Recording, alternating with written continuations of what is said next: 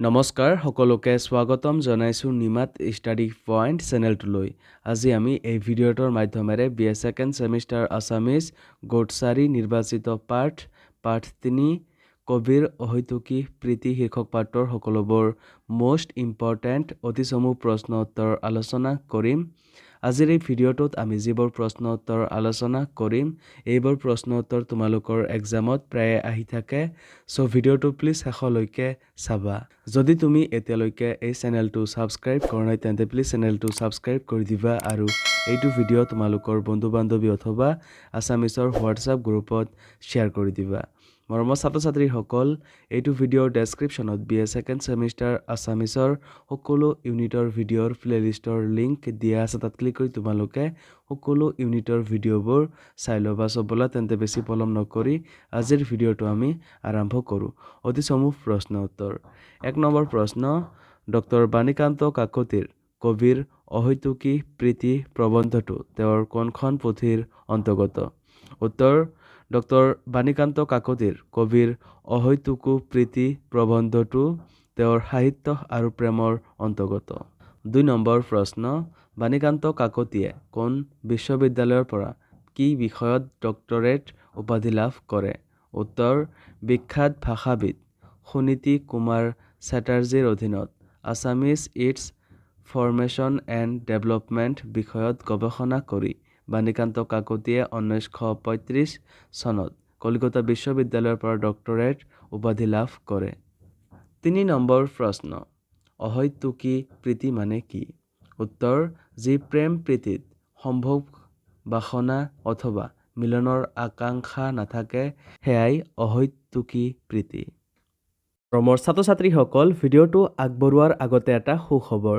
তোমালোকৰ বাবে আমি অতি কম মূল্যত মাত্ৰ 59 টকাত BA second semester Assamese complete question answer guide প্ৰস্তুত কৰিছোঁ, য'ত প্ৰতিটো ইউনিটৰ A to Z প্ৰশ্ন উত্তৰ বিশদভাৱে আলোচনা কৰা হৈছে। যিবোৰ প্ৰশ্ন উত্তৰ পঢ়িলে তোমালোকৰ পৰীক্ষাত 100% কমন পৰাটো নিশ্চিত। যোৱা বছৰ হাজাৰ হাজাৰ ছাত্ৰ-ছাত্ৰীয়ে এই ই-বুকটো কিনিছিল আৰু তেওঁলোকে পৰীক্ষাত ভাল ফলাফল দেখুৱাবলৈ সক্ষম হৈছিল। তোমালোকেও যদি মাত্ৰ 59 টকাত এই ই-বুকটো পাৰচেছ কৰিব বিচৰা তেন্তে এইটো ভিডিঅ'ৰ ডেছক্ৰিপশ্যন বা পিন কমেণ্টত দিয়া লিংকত ক্লিক কৰি ই-বুকটো ডাইৰেক্ট ডাউনলোড কৰি লৈ লোৱা অথবা স্ক্ৰীণত দিয়া হোৱাটছআপ নাম্বাৰত আমাৰ টীমৰ লগত কণ্টেক্ট কৰি নিশ্চিন্ত মনে ই-বুকটো পাৰচেছ কৰি লৈ লোৱা। ধন্যবাদ। 4 নম্বৰ প্ৰশ্ন, সমালোচক হিচাপে বাণীকান্ত কাকতিৰ ভাষা কেনে আছিল? উত্তৰ, সমালোচক হিচাপে বাণীকান্ত কাকতিৰ ভাষা আছিল পৰিশীলিত আৰু সংযত। তেওঁ সহজ সৰল ঘৰুৱা ভাষাৰ সহায়ত গভীৰ সমালোচনামূলক ভাৱ স্পষ্টভাৱে প্ৰকাশ কৰিছিল। যুক্তিসংগতা, কাব্যধৰ্মী গদ্যশৈলী আৰু অনাৱশ্যক বৰ্ণৰ পৰা মুক্ত সাৱলীল প্ৰকাশভংগী কাকতিৰ ভাষাৰ মুখ্য বৈশিষ্ট্য আছিল। 5 নম্বৰ প্ৰশ্ন, অসমীয়া সাহিত্যৰ গদ্যবিদ্যা সমালোচক বাণীকান্ত কাকতিৰ কেতিয়া আৰু ক'ত জন্ম হৈছিল? উত্তৰ, অসমীয়া সাহিত্যৰ কৃতবিদ্যা সমালোচক বাণীকান্ত কাকতিৰ 1894 চনৰ নৱেম্বৰ মাহৰ 15 তাৰিখে জন্ম হয় বৰপেটাৰ বাটিকুৰিহা গাঁৱত। 6 নম্বৰ প্ৰশ্ন, বাণীকান্ত কাকতিৰ কবিৰ অহৈতুকী প্ৰীতি প্ৰবন্ধটোত তেওঁ ইউৰোপ আৰু ভাৰতৰ দুজন প্ৰেমৰ কবিক একেলগ কৰি দেখুৱাইছে। উত্তৰ, কবিৰ অহৈতুকী প্ৰীতি প্ৰবন্ধটোত কাকতিয়ে ইউৰোপৰ ডান্তে বেট্ৰিছৰ আৰু ভাৰতৰ চণ্ডীদাস ৰামী এই দুজোৰ প্ৰেমিকক একেলগ কৰি দেখুৱাইছে। 7 নম্বৰ প্ৰশ্ন, বাণীকান্ত কাকতিৰ সাহিত্য সমালোচনাত আমি কি কি ধাৰা দেখিবলৈ পাওঁ?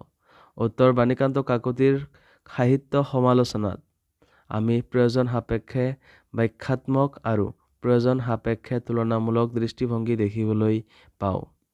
8 নম্বৰ প্ৰশ্ন, অমৰ মহাকাব্য ঐশ্বৰিক কাব্য কোনে ৰচনা কৰিছিল? উত্তৰ, ইটালীৰ মহাকবি ডান্তে বেট্ৰিছ নামৰ এজনী ছোৱালীৰ প্ৰতি আকৰ্ষিত হৈ ৰচনা কৰিছিল।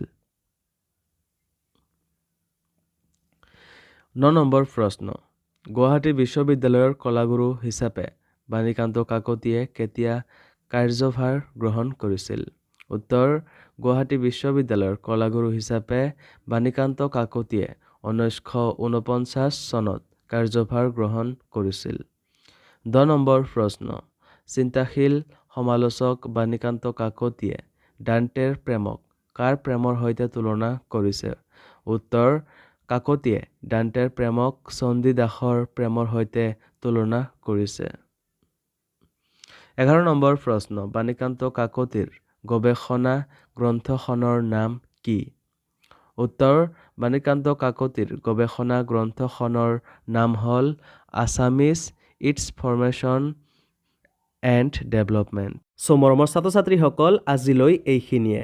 তোমালোকক যদি আৰু অধিক প্ৰশ্ন উত্তৰ লাগে অথবা এতিয়ালৈকে মাত্ৰ 59 টকাত BA second semester Assamese complete question answer গাইডটো পাৰচেছ কৰা নাই, তেন্তে এইটো ভিডিঅ'ৰ ডেছক্ৰিপশ্যন বা পিন কমেণ্টত দিয়া লিংকত ক্লিক কৰি ই বুকটো ডাইৰেক্ট ডাউনলোড কৰি লৈ লোৱা অথবা স্ক্ৰীণত দিয়া হোৱাটছআপ নাম্বাৰত আমাৰ টীমৰ লগত কণ্টেক্ট কৰি নিশ্চিন্ত মনে ই বুকটো পাৰচেছ কৰি লৈ লোৱা। ধন্যবাদ।